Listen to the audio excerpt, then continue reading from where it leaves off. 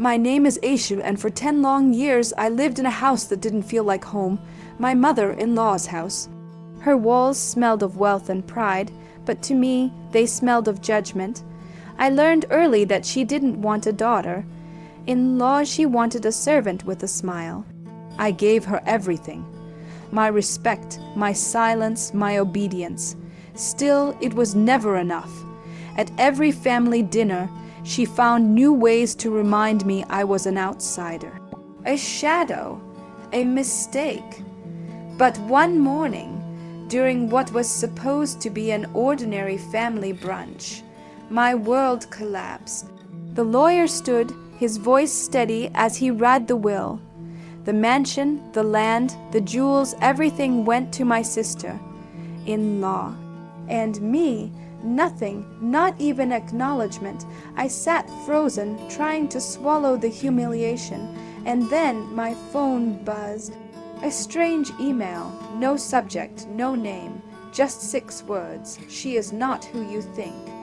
That was the moment my silence ended. That was the day I decided to destroy her. From the day I entered her mansion, I felt it, the silence that wasn't really silence. The walls carried whispers, sharp and cutting. My mother-in-law never yelled, she didn't need to. Her looks, her pauses at the dinner table, her slow, deliberate sighs, they were daggers. I remember serving tea one evening. My hands shook as I placed the tray. She leaned closer, smiling at the guests, and whispered in my ear, "A true daughter would know how to pour without spilling." The guests laughed at her little joke, but I felt my face burn. Her favoritism was never hidden.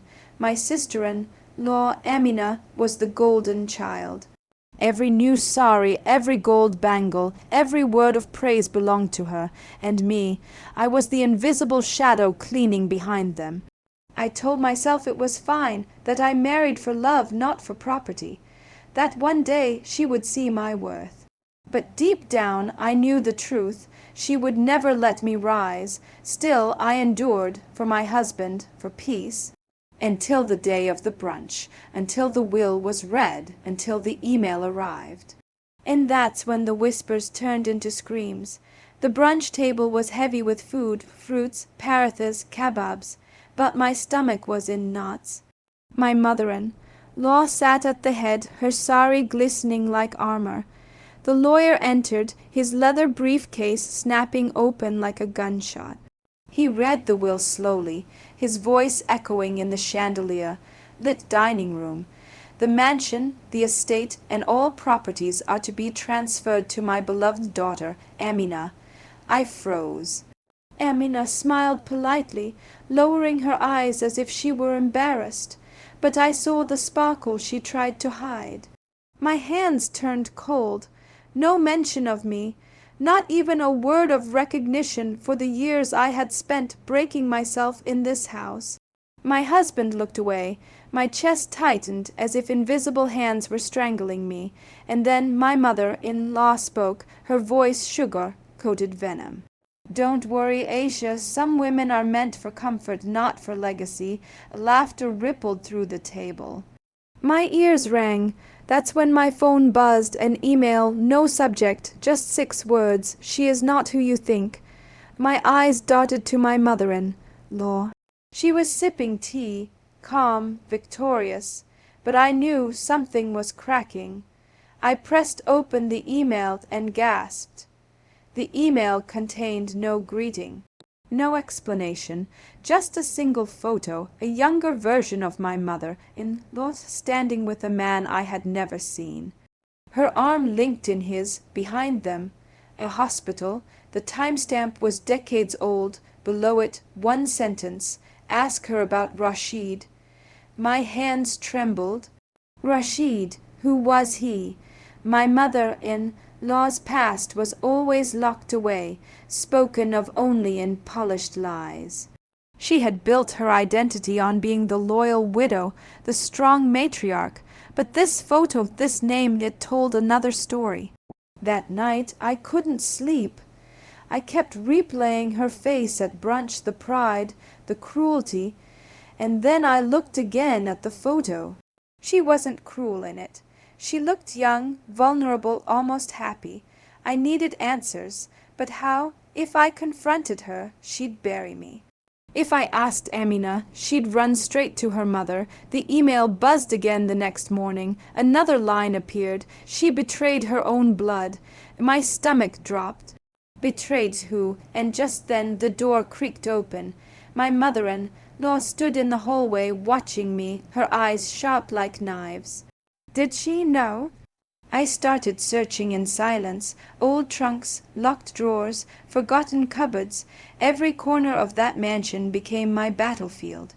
One night in the storage room, hidden beneath yellowed bed sheets, I found a metal box. Inside, letters, photographs, bank slips. And there it was, Rashid's name over and over again. Money transfers, land deeds, property stolen. The truth sliced me open. Rashid wasn't a stranger. He was my father-in-law's brother, the rightful heir. And she, my mother-in-law, had erased him, forged signatures, bribed lawyers, stolen property that was never hers. I held the papers in my hands, my heart pounding like a drum. All these years she had played the victim. The poor widow, the loyal matriarch, but in reality she was a thief, a liar, maybe even a murderer. I heard footsteps. The box nearly slipped from my hands. I shoved it back and turned. My mother-in-law stood in the doorway, her eyes gleaming. Curiosity, she whispered, is dangerous, Aisha. Her smile, it was the smile of someone who knew I had seen too much. And in that moment I realized, if I didn't destroy her, she would destroy me. I needed an ally, so I replied to the email. Who are you? I typed. Why are you helping me? The reply came within minutes. I am Rashid's son. Blood rushed to my head. He was alive. Her lies stretched further than I imagined. He sent me documents, proof of forged wills, secret accounts. Together, we began weaving a net around her. I pretended to obey her as always, serving tea, smiling at guests. But every word, every glance I was recording, every slip of her tongue, every arrogant admission, I collected like a weapon. Finally, I set the stage, another brunch, just like before, except this time I wasn't alone. Rashid's son sat quietly among the guests, disguised as a friend. The lawyer was there too, this time with the real papers. My mother-in-law didn't notice the storm gathering around her. She sat, radiant in her silk sari, thinking she had already won, but she hadn't, not yet. The moment came like thunder. I stood, my voice steady for the first time in years. I have something to share, gasps, all eyes on me. My heart pounded, but I didn't tremble. One by one, I laid the papers on the table, the forged signatures, the stolen deeds, the transfers. My mother-in-law's face drained of color. She tried to laugh. These are lies. And then Rashid's son stood. His voice shook the room. Lies, or the truth you buried with my father.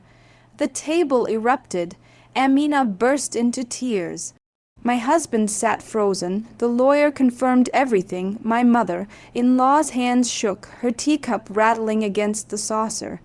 For once she had no words, and in that silence I finally breathed. They say revenge tastes sweet, but to me it tasted like silence. Sweet, calm silence, after years of whispers and humiliation. The mansion no longer felt like a prison. The walls, once heavy with secrets, now stood hollow and bare. My mother-in-law avoided my eyes. Her empire was gone. Her lies stripped away, and I wasn't invisible anymore. I had survived her cruelty. I had shattered her mask. And as I stood at the window that evening, the sun setting across the estate that was no longer hers, I realized something. Justice doesn't always come from courts or lawyers. Sometimes it comes from the quiet strength of a woman who refuses to stay silent.